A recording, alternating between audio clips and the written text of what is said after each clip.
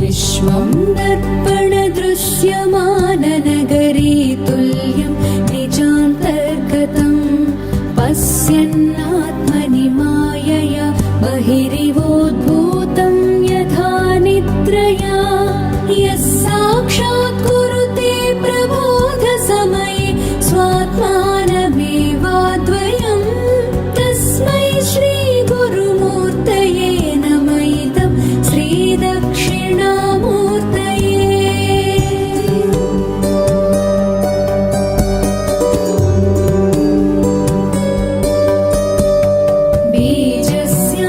बीजस्यान्तरिवाङ्कुरो जगदिदं प्राङ्निर्विकल्पं पुनः माया कल्पितदेशकालकलनं वैचित्र्यचित्रीकृतं मायावीव विजृम्भ